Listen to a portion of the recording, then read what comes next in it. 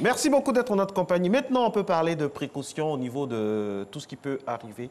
Voilà, au niveau de sécurisme, c'est ça. Et c'est ça, info sécurité. On parle aujourd'hui des malaises à domicile. Jingle. Les dieux de la technique sont toujours quelque part et nous, le dispositif ici, il est déjà bien installé. Bonjour, monsieur avec Yao. notre natte très exotique. Hein. C'est ethnique. Oui, c'est ethnique. C'est hein. marqué, c'est ethnique. C'est une natte glamour. Bonjour, bonjour monsieur Yao Débouchard. Alors, le thème a été lancé, les malaises à la maison ou au domicile. Qu'est-ce qu'on peut rencontrer comme malaise à la maison? Comme malaise à la maison. Touche du bois d'abord. D'accord. Bon, il n'y a pas du bois. Non, j'aime pas quand on parle de trucs qui ne sont pas heureux, mais bon. À table, ça fait partie de la vie. Il faut prévenir. Hein. À table, on peut s'étouffer à table. D'accord. Voilà. Donc, ou lors de la préparation, on peut se couper. On peut se brûler. Voilà. Et bon, dans ce cas d'espèce, il faut agir. D'accord. Alors, on va prendre le premier cas, la victime qui s'étouffe. D'accord. La victime qui s'étouffe. Il faut dire que l'étouffement même, c'est une obstruction des voies aériennes. C'est-à-dire que l'air qui quitte l'extérieur n'arrive pas au poumon. Et ceux du poumon aussi n'arrivent pas à sortir. Et dans ce cas d'espèce, qu'est-ce qu'il faut faire? D'accord. Bon, je suis venu avec des collègues qui vont... Exactement, dispositif voilà, à côté. Qui vont en même temps démontrer... Non, parlez, vous parlez, eux, ils vont... Pendant que vous parlez, ils vont... On a l'image en direct. Hein. Okay. Tout le monde donc, est... Alors, on va d'abord démontrer le cas d'une personne adulte. Déposez le bébé avec délicatesse, merci. Attention à notre bébé, hein. C'est notre premier bébé maternel. Voilà, on va démontrer le cas d'une personne adulte qui s'étouffe. Donc, lorsqu'une personne adulte s'étouffe, il faut réaliser 5 claques entre les deux omoplates. Très bien. Voilà, et 5 claques avec le talon de la paume. Pouvez-vous lever pour aller, ce sera plus simple, hein, parce que sinon... Voilà. Donc là, on a notre victime qui s'étouffe. Elle va avoir tendance à se tenir la gorge. D'accord. Voilà. Donc, vous la prenez comme ça, vous maintenez sa poitrine. Là, avec le talon de la paume, on va donner 5 claques, jusqu'à 5 claques vigoureuses. Si au bout de la première claque, le corps étranger est sorti, on arrête. Donnez les 5 claques, vraiment, vraiment. Non, ça fait mal. Voilà. Donc, on pousse. Mais c'est ça aussi le prix à payer. Voilà. D'accord. Donc là, la victime va pouvoir rejeter. Et si ça ne marche pas, on va faire la deuxième technique qui est la compression abdominale. D'accord. D'accord. Donc la compression abdominale, c'est quoi? On va prendre le poing, là, le mettre juste au-dessus de son nombril. Voilà. Le nombril, ok. Le nombril, voilà. Juste au-dessus du nombril. Juste au-dessus du nombril. Pas sur le nombril. Juste au-dessus. Avec l'autre main, et on va tourner en se levant. Tourner en se levant. D'accord. Comme un petit massage vers le haut. Comme un petit massage vers le haut, exactement. Voilà. Et la victime va avoir tendance à rejeter ce qui est à l'intérieur. Okay. Voilà. Donc, s'il s'agit d'un bébé, voilà, elle va faire la technique du bébé. Attention, doucement avec notre bébé, hein. Doucement. Il faut t'asseoir, voilà. Elle va s'asseoir. Blanc, hein, petit. Retourner le bébé. Voilà, elle va retourner le bébé. En toute délicatesse. En maintenant avec les deux doigts la bouche du bébé et son menton avec la bouche ouverte. Et elle va faire les tapes, cette fois-ci en posant les mains sur son bassin. Tape. Là, c'est l'intensité, parce que tout à l'heure, on a parlé de... c'est fort, c'est pareil? Non, là, avec les bébés, il faut poser la main pour ne pas trop apporter de l'énergie sur le bébé. Oui, on y va. Allez, voilà, tapoter. Voilà. Donc, pour les personnes adultes, on peut être face à une victime qui est enceinte, une femme qui est enceinte. Voilà. Là, on ne pourra pas faire la compression au niveau de l'abdomen, vu son ventre, et aussi pour les personnes obèses. Donc, dans ce cas d'espèce, on va plutôt faire une compression thoracique. Une compression thoracique. Au niveau du sternum, là, avec la même technique, et pousser. D'accord. On va pousser là. Ça fait plus mal, mais bon. Pour sauver la vie, d'une personne, il faut le faire. Et il peut arriver que cette obstruction ne soit pas totale. Donc, dans ce cas d'espèce, il faut inviter la victime à tousser. Oui, il faut tousser. Parce que lorsque l'obstruction n'est pas totale, elle peut converser légèrement. Donc, il faut lui dire... Elle peut convulser. Convulser ou converser? Converser, parler. La nuance, c'est... Voilà, parler. Donc, on va l'inviter à tousser. Elle va tousser, tousser, tousser. pour que le corps étranger puisse sortir. D'accord. Parce qu'au fait, quand je comprends bien l'explication, c'est tout est problème de... C'est qu'il y a un problème d'obstruction. D'obstruction. On a mangé quelque chose de travers. Voilà. Et ça bloque les voies aériennes. Donc il faut forcément Ça retirer m'a ce... pris une fois dans un restaurant à San Pedro. Et qui vous a sauvé? Mais j'ai toussé. Et effectivement, ce que vous expliquez, on a toussé. On était en mission avec la RT. C'était la tournée de Star Live. Mais c'était atroce. Hein. Voilà. Il faut tousser. Il faut tousser fort. Il faut tousser fort. Waouh. OK. En tout cas, merci Et ensuite, de votre message pour nous aider. On va Ensuite, avoir on a- une victime qui saigne abondamment. Quand on parle de victime qui saigne abondamment, déjà, il faut entendre par là hémorragie. Voilà, donc l'hémorragie, c'est Externe. Externe, parce qu'il peut... voilà, Ouais. avoir Externe. une- Hein. Si, l'hémorragie. Interne ou Mais externe? comment Interne, savoir externe. qu'elle est pour On en vient, l'interne? on en vient. D'accord, On on en vous vient. suit. Voilà. Donc pour l'hémorragie externe, c'est pour l'hémorragie, c'est l'écoulement du sang hors des vaisseaux sanguins. Donc pour l'hémorragie externe, on va voir le sang couler par-dessus la peau. Donc dans ce cas d'espèce, il faut d'abord se protéger les mains, voilà, avec des gants ou un sachet plastique, voilà, ou un linge propre, et faire une compression locale au niveau de la partie blessée. Voilà, donc Mettez on va- vos mains devant, on veut montrer, illustrer. Voilà. Voilà. Elle a mis des gants. Elle a mis des gants et elle va prendre la partie blessée.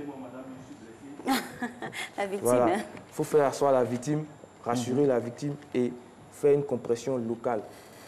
Si vous êtes face à plusieurs victimes, il faut inviter la victime à faire la La compression. victime aussi en costume, c'est pas pratique. Hein. La avec- victime va enlever, voilà, parce que quand on est malaise, on auquel cas, pense on a plus au des costume. ciseaux Quand on est malaise, Voilà, on pense si plus on- au costume, tout ça. Voilà, si on a un ciseau, il faut couper tout ça Voilà. pour Couper pouvoir, tout ça. pour pouvoir faire La la vie, c'est plus compression. important que Même le la vêtement, chemise, hein. relever les manches. Voilà, et on va faire la compression. Et tout ça, on fait ça en rassurant la personne qui En est dans... rassurant la personne, surtout faire asseoir la personne. Parce que faire beaucoup de mouvements va accélérer la circulation du sang. Donc elle va plus se vider du sang. Donc il faut faire asseoir la personne, rassurer la personne, calmer la personne pour pouvoir faire la compression. Voilà, donc on parlait là de hémorragie externe, interne et aussi extériorisée. Ça c'est lorsque le sang coule à travers les orifices naturels. Par exemple, le nez. Le nez, Les oreilles, les la oreilles, bouche, la les bouche, yeux. etc. Voilà, donc Là, la dose de panique est plus élevée. Hein. voilà. Donc, dans ce cas d'espèce, le cas qu'on rencontre le plus souvent, c'est l'hémorragie au niveau du nez. Voilà. Donc, pour le nez, il faut pincer les narines. Souffler vigoureusement d'abord pour évacuer déjà le sang qui est dedans. Pincer les narines là, la tête légèrement en avant pendant 10 minutes. Et si après les 10 minutes, l'hémorragie ne s'arrête pas, souffler encore, pincer et évacuer la personne à l'hôpital. Voilà. Et concernant l'hémorragie interne, Interne. L'hémorragie interne, bien évidemment, on ne va pas voir le sang couler. Donc il faut pouvoir reconnaître une personne qui fait une hémorragie interne, d'où les signes d'une hémorragie interne. Donc la victime va demander à boire. Elle va avoir une soif intense. Elle va demander de l'eau. Je veux boire de l'eau, je veux boire de l'eau. Surtout ne pas lui donner de l'eau. Lui donner de l'eau pourrait contribuer à son décès. à son décès. Donc ne pas lui donner de l'eau, elle va avoir très chaud, transpirer à grosses gouttes. Pour les personnes claires, on va avoir des bleus et une pâleur au niveau du visage. Voilà. Donc rassurer cette Et pour les victime. personnes de carnation noire? De carnation noire, on pourra simplement observer la sueur et puis la soif intensive de cette personne-là. D'accord. Surtout, on insiste sur le fait de ne pas De ne donner à pas boire. lui donner à boire. Si vous êtes face à un accident de circulation, vous rencontrez quelqu'un qui dit « je veux boire de l'eau », Et qu'il n'y a pas de blessure il n'y a pas de apparente. blessure apparente. Même s'il y a des blessures Blessure apparentes, apparente. il ne faut pas lui donner de de l'eau. saignement à boire. Oui, ok. Mais il peut saigner, il peut avoir une hémorragie Oui, interne oui. dans d'autres On peut avoir endroits. les deux en Voilà, les deux en simultané. même temps. Donc, Wow. il faut éviter de lui donner de l'eau. Ce qu'il faut faire, c'est de rassurer la victime, la mettre au repos. Si vous avez un endroit, faites coucher la victime ou bien faire asseoir la victime, qu'elle reste calme.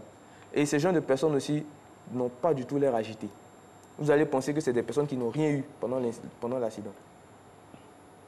Très calme, et puis voilà. Est-ce que je peux avoir un peu d'eau? J'ai soif. J'ai vraiment soif. Je peux avoir un peu d'eau.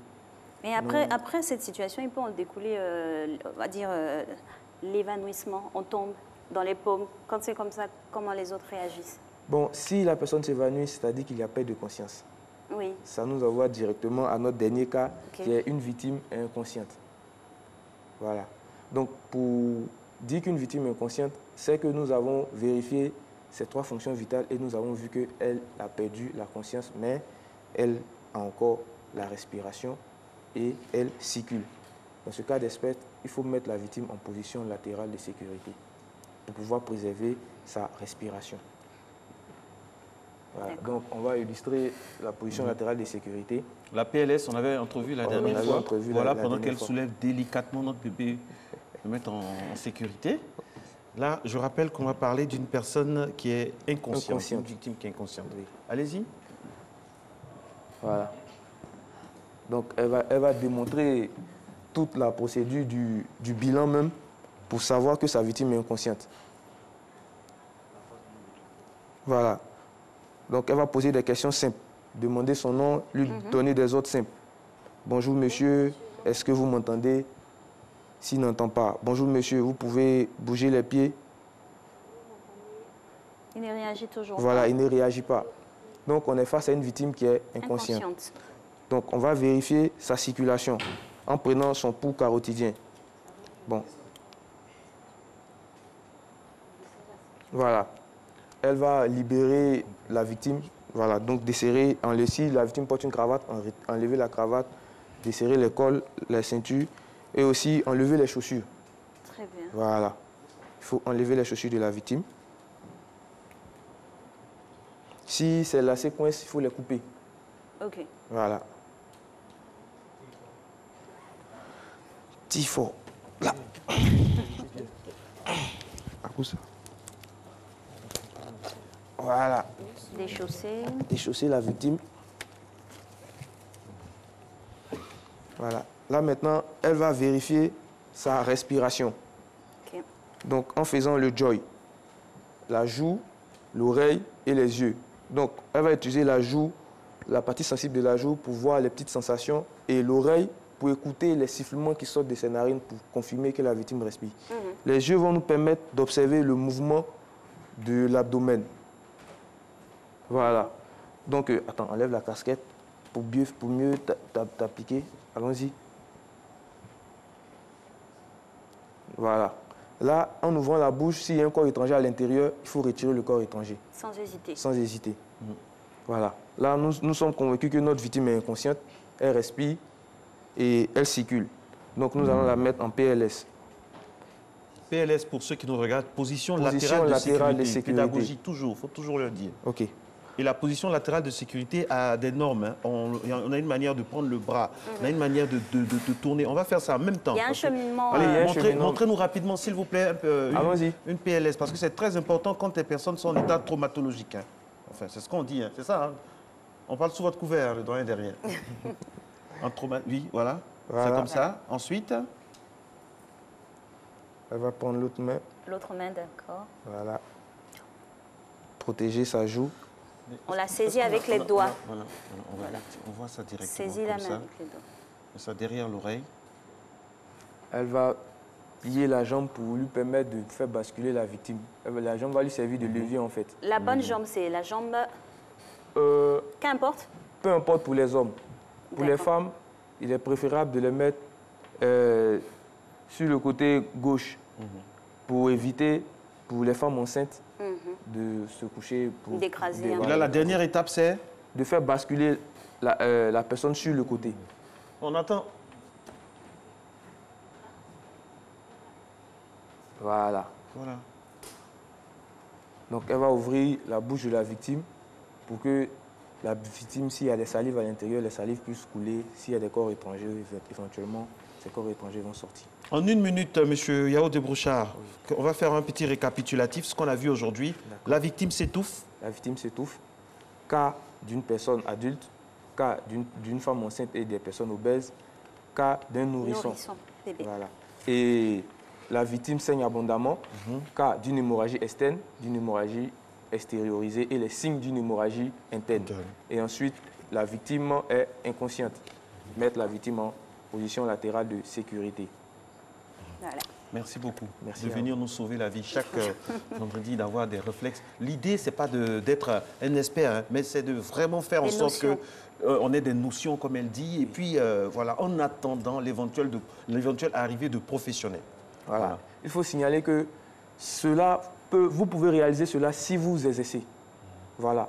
Et on a tendance à dire que quand il y a un incident, les gens paniquent. Pour éviter la panique, il faut s'exercer. Voilà. À répéter plusieurs fois, vous allez voir que le jour où vous êtes face à cet incident, vous allez réagir tranquillement et sans problème. Et cela peut être une activité familiale pour toute la famille, s'exercer au secourisme. Merci beaucoup, Merci monsieur. À vous.